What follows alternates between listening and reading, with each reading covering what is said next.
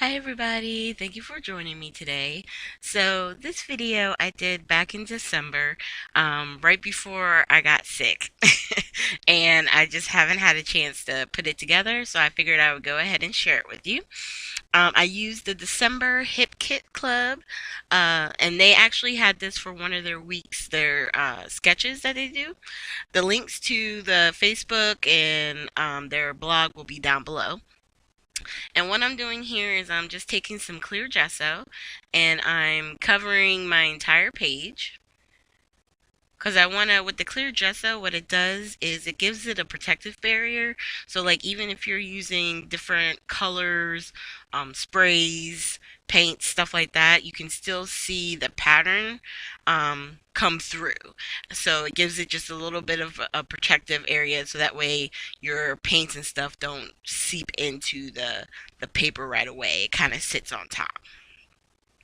So, once I was done with that, I do try and heat it up with my heat tool to kind of get it to dry.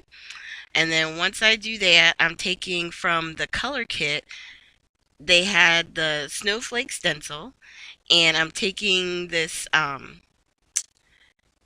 it's not, it's supposed to be like a paste, like a embossing paste or something like that. But it's from Shimmers.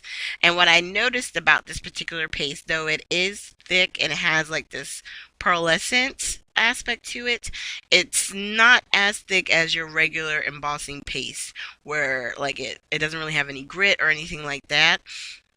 So right away when I'm putting it on here, I can tell you're going to be able to see it up close and when you're looking at the layouts, but it was a little bit different. It was a different texture, and so I definitely want to play with it some more. I think I would like it even so, not so much on the through a stencil per se, but maybe just using it as a way to highlight or give a little bit of shimmer and shine to projects.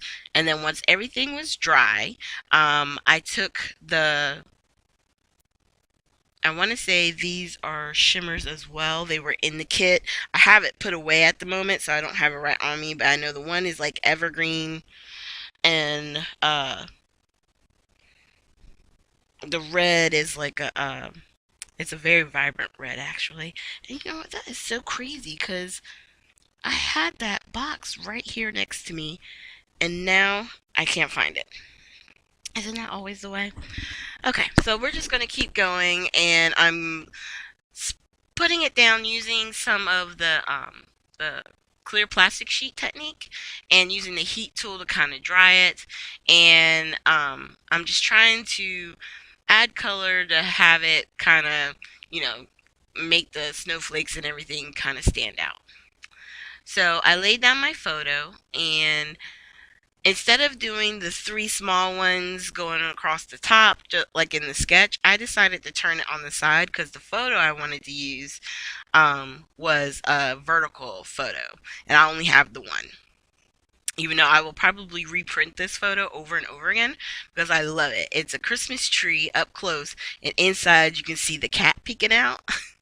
It is adorable. This was my friend's cat, and I used it last year in some layouts, and of course I had to use it again this year. I mean, I could not use it. So all I'm doing is taking the chipboard pieces from the Kit Club, and I'm adding the flat stickers down or ephemera pieces, and then I'm using some of the chipboard pieces to give it just a little bit of dimension, um, from different layers. And that one I actually wound up tearing apart some of the layer, but it allowed, for uh, for me to be able to put down the photo and have that little bit extend out. And then I'm laying down the photo, and now I'm going to add in different elements like these gold sticker sheets just to give it a little bit of highlights. I did cut this one down just so I could have little bits sticking out. So I have it here at the top and the bottom, and then we're going to keep adding pieces to kind of stick out depending on the different areas. And any time when you use gesso, if you aren't putting like part of that is on top of the stickers or the ephemera that I already had down, so I'm not too worried about it. But anywhere where it's gonna attach to the actual project itself, where I put the gesso, excuse me, you can always add glue because you're gonna want to make sure that it stays. And now I'm adding some of the wood pieces. And this time, this was the first time I actually got all the collections of the December kit. So I was really excited to have a lot that I could add in and play with. And it's different. I don't know. It's hard to explain, but I really like the main kit, but there were elements from each of them that I really did enjoy, like some of the round circles or the, I guess it's called epoxy circles here. I just wanted to use a few here and there. Um, and I want to say I tried to use everything in like threes. And if I didn't put one there, I don't think I have a cluster down at the bottom on this one. Um, I thought I had it right here next to me, and I don't. Oh, here it is. Yeah, I just did the two epoxies buttons, and then now we're just adding in some of the clear stickers, or it says sparkle and shine, decorating the tree, excitement I put on one side.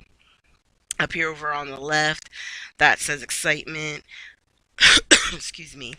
And then I don't think I used any more words, just those three. And then we're going to wind up grabbing some of the ephemera pieces. And that's all I really wanted to do, was just, once I had everything kind of laid out on the one side, I just wanted to add a few pieces here and there, just to give it a little bit more interest. And sometimes it helps to do that with you when you have a sketch, and it may not you may not have exactly what you need to do what you see in the sketch. You just need to let what the sketch has inspire you. Okay, because sometimes you want to follow them exactly, and sometimes you just want to be inspired by it. And for me on this one, because I didn't have the three photos, so I knew it was going to be exactly like, I let the project itself inspire what I was putting down and where I was putting it. So now I'm adding a few of the stars. I think I had a couple of ephemera ones where they were gold and blue, and then some of the gold chipboard pieces.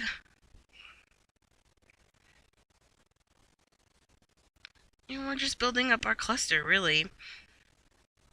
Now, on here, you're not going to really see, excuse me add the actual title. I'm going to wind up doing the splatters and getting that all set up. But you're not going to see me actually put on the title. But the title for this layout is going to be Naughty or Nice. I thought that was good since the cat was in the tree. So now, excuse me, I am just laying down some of the splatters. And I will suggest this. If you have a box or a cubby that you could use for the splatters, you definitely want to do that, because sometimes it's easy to kind of control the splatters, and then sometimes I feel like it's out of control. So depending on how it works for you, I would just, try and make sure you have a box or something that you can put it in. It keeps it easier that way. Excuse me, I'm sorry. It always seems like the cough comes up when I'm doing my voiceovers. So now, after we get the splattering done, I'm going to take this off, and you can see the final project. Now, as we go through the photos, you're going to see it still without the title, and then I will have, like, the last couple will have the title on it, because once I was done, I took my pictures, and I realized I didn't title it, so I had to go back and get a picture. So thank you guys so much for joining me. Make sure you hit the like, subscribe, and share button. And like I said earlier, I will have links down to the Hip Kit Club, the blog, and the Facebook page.